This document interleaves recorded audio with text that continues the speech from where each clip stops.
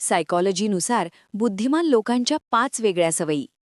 नेहमी स्वतःशी पुटपुटणे, रात्री उशिरापर्यंत जागे राहणे किंवा कामाच्या टेबलावर पसारा असणे. या गोष्टींना आपण सहसा विचित्र समजतो, पण मानसशास्त्र सांगते की काही वेळा अशा सवयींचा संबंध क्रिएटिव्ह विचार, सखोल विश्लेषण आणि वेगळ्या विचारशैलीशी असू शकतो. एखाद्या व्यक्तीची बुद्धिमत्ता केवळ मार्कशीटवरून ठरत नाही, तिच्या विचार करण्याच्या पद्धतीत, शिकण्याच्या उत्सुकतेत आणि दैनंदिन सवयींमध्येही ती दिसून येते. 1.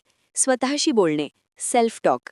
अनेकदा एकटे बडबड करणाऱ्या लोकांना लोक चुकीच्या नजरेने पाहतात, पण संशोधनानुसार स्वतःशी बोलल्याने विचार अधिक स्पष्ट होतात, एकाग्रता वाढते आणि समस्या सोडवणे सोपे होते.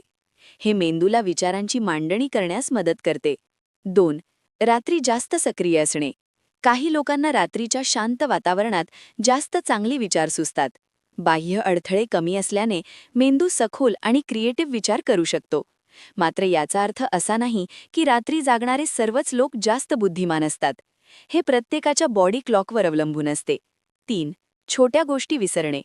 बुद्धिमान किंवा खूप विचार करणारे लोक काही वेळा किरकोळ गोष्टी विसरतात. याचे कारण मेंदू महत्त्वाच्या माहितीवर जास्त लक्ष केंद्रित करतो.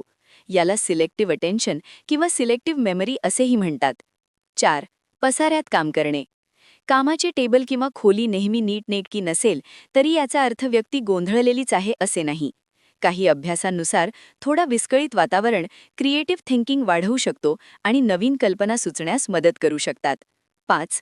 सतत का आणि कसे विचारणे.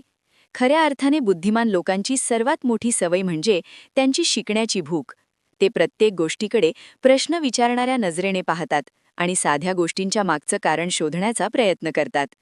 महत्त्वाची टीप: या सवयी असल्या म्हणून कोणाचाही IQ जास्त आहे असे ठामपणे म्हणता येत नाही, पण या सवयी क्रिएटिव्हिटी, क्युरिओसिटी आणि डीप थिंकिंगचे संकेत असू शकतात.